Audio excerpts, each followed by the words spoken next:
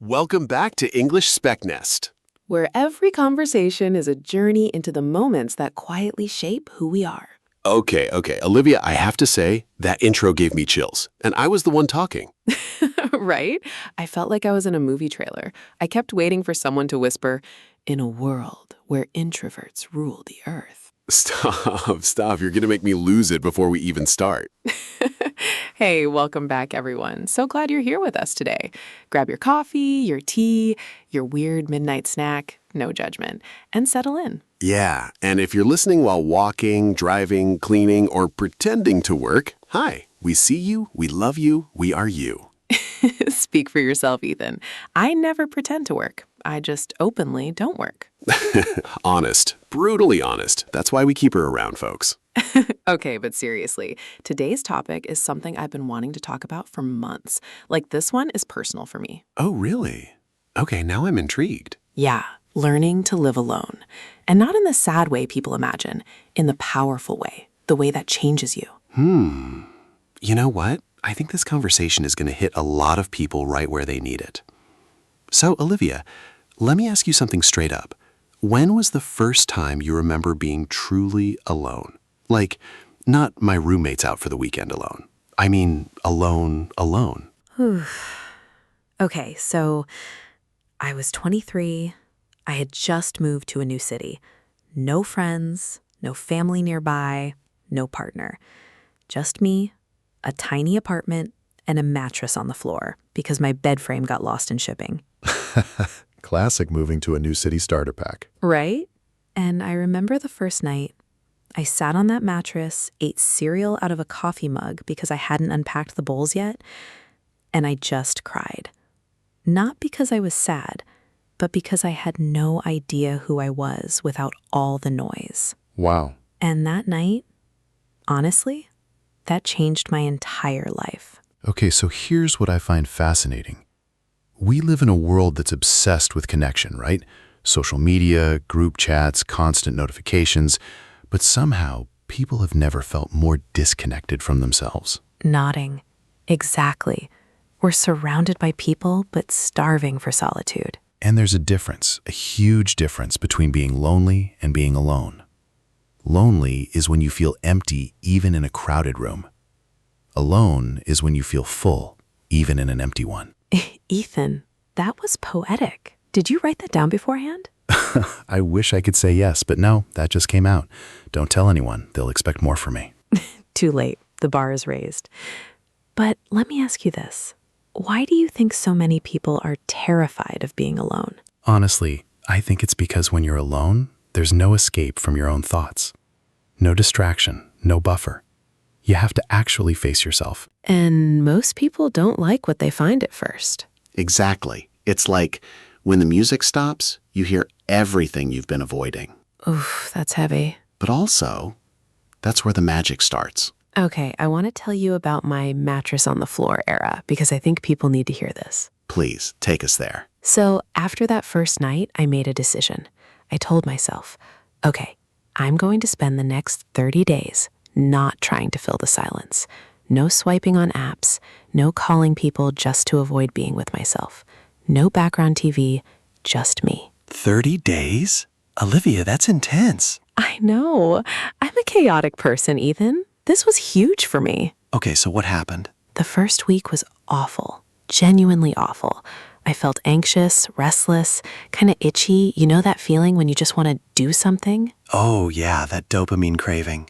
Exactly. But by week 2, something shifted. I started cooking real meals. I read 3 books. I went for these long walks where I didn't even bring my headphones, which felt illegal, by the way. Walking without headphones? Olivia, what are you, a monk? I was becoming one.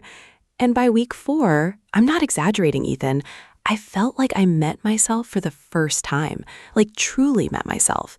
My real thoughts, my real preferences, what I actually liked versus what I thought I was supposed to like. That's beautiful. You know, that reminds me of my buddy Marcus. He went through a really rough breakup, like 5-year relationship, the whole thing. And he was devastated, couldn't be alone for a second, always at a bar, always at a friend's place, always on his phone. Classic. And one day I told him, Marcus, dude, you're not going to heal until you actually sit with this. And he looked at me like I had just insulted his mother. Oh, no. But 6 months later, he calls me. He goes, Ethan, I started spending Sunday mornings alone. Just coffee, my journal, and my thoughts. And man, I finally feel like myself again. Softly. Wow. That's the power of learning to live alone. It's not about being a hermit. It's about not needing other people to feel whole. Hey, quick pause, because we're about to go even deeper into this.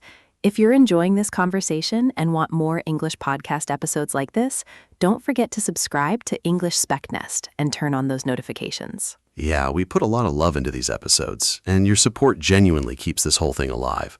Plus, let's be honest, the algorithm is hungry. Feed the beast. Feed the beast. Okay, back to it. Ethan, can I get really honest for a second? Always. I think one of the hardest things about being alone is that you're forced to be honest with yourself. And honesty is brutal. Yeah. Like, you start noticing patterns. You realize, oh, I keep dating the same kind of person. Or, oh, I always run when things get hard. Or, oh, I'm not actually as happy in my career as I told everyone I was. Those quiet realizations hit hardest. And there's no one there to tell you it's okay, or distract you, or reassure you. It's just you and the truth. But here's the thing. Once you survive that honesty, you become unshakable. Yeah. Because what could possibly scare you after you've already faced yourself? Okay, listeners, I want you to think about something right now. When was the last time you spent a full day, just you, with no phone, no plans, no people, not running errands, not being productive, just being? And if you can't remember, that might be the most important sign of this entire episode. Drop it in the comments. Seriously, we read them. I read them at midnight when I should be sleeping. It's a problem. He's not joking. Okay, here's something I read recently that blew my mind. There was this study, I think it was from the University of Virginia, where they put people in a room with nothing to do for 15 minutes. No phone, no book, nothing. Okay. And they gave them an option. They could either sit there quietly or press a button that would give them a small electric shock. Shocked. Wait, what? I'm serious. And get this, 67% of men and 25% of women chose the shock over sitting alone with their thoughts. Stunned. Ethan, that is wild. People would rather feel pain than feel nothing. That's heartbreaking. It is. But it shows you how uncomfortable we've become with our own minds. Okay, I have to lighten this up because we're getting deep. Ethan, what's the weirdest thing you've ever done when you were alone? No, you're really asking me this? I'm asking. Okay. So one time I was home alone for a weekend and I got really into pretending I was hosting a cooking show. No! I was narrating everything, and now we gently saute the onions until they're golden brown. Ethan, that is the most adorable thing I have ever heard. It was great until I almost set the kitchen on fire because I was too busy talking to my imaginary camera. This is incredible. This is going in the highlight reel. See, that's the magic of being alone. You become weird in the best way possible. Honestly, that's true. The most interesting people I know are the ones who are comfortable being alone. They have inner lives. They have hobbies that don't perform for anyone. They have texture. Texture, yes, that's the word. You know what I've realized, Ethan? Living alone, and I don't even mean physically alone, I mean emotionally alone, comfortable in your own company. It teaches you something nothing else can. What's that? That your relationship with yourself is the foundation for every other relationship in your life. That's true. If you can't stand being alone with yourself, how is anyone else supposed to enjoy being with you? Oof, that's a mirror moment right there. I know. I had to face that one myself. And here's something I think people get wrong. They think learning to live alone means giving up on love, or giving up on friendships, or becoming this cold, distant person. Yes! But it's the opposite. When you can live alone, happily, fully, peacefully, you stop choosing people out of fear. You start choosing them out of love. That gave me chills. You stop staying in relationships just because you're scared of being alone. You stop saying yes to plans you don't want to go to. You stop performing for people who don't even see you. You stop settling. Exactly. I had a moment, maybe 2 years into living alone, was walking through this little park near my apartment. It was autumn. The leaves were doing that golden thing, and I just stopped. And I realized I was happy. Not because anything special had happened, not because someone called me, not because I got good news. I was just happy. By myself, in a park, with my own thoughts. That's a profound moment. And I thought to myself, if I can be this happy alone, then I'll never be desperate again. Not for love, not for approval, not for company, because I have me, and I'm enough. Wow. That's the moment, isn't it? The moment everything changes. Yeah. That's the moment. So okay, let's give people something to walk away with. If someone is listening right now, and they're scared of being alone, or they've never tried it, or they're going through it right now, what would you tell them? Okay. First thing, start small. You don't have to do 30 days like I did. Try 30 minutes. Just 30 minutes a day, alone, with no phone, no TV, no podcast. Except ours, obviously. Obviously, we're the exception. Just sit with yourself. Walk, journal, cook, stare at the ceiling. It doesn't matter. Just be. I love that. Second, stop confusing being alone with being lonely. They're not the same thing. Loneliness is a feeling. Aloneness is a state. And once you understand that, everything shifts. Yes. And third, don't run from the discomfort. The first few times you sit with yourself, it's going to feel weird, itchy, restless. That's normal. That's just your nervous system detoxing from constant stimulation. Push through it. That's such good advice. What about you? What's your big takeaway? Mine is simpler. I think you have to like yourself. Not love, not tolerate, like. Like, if you met yourself at a party, would you want to hang out with you? Ooh, that's a good one. Because if the answer is no, then no relationship, no friendship, no amount of attention is going to fix that. The work starts with you. That's the truth. And the beautiful thing is, the more time you spend alone, the more you start to like yourself. You learn your own jokes, your own rhythms, your own little weird habits, and you start to think, you know what? I'm actually pretty good company. I love that.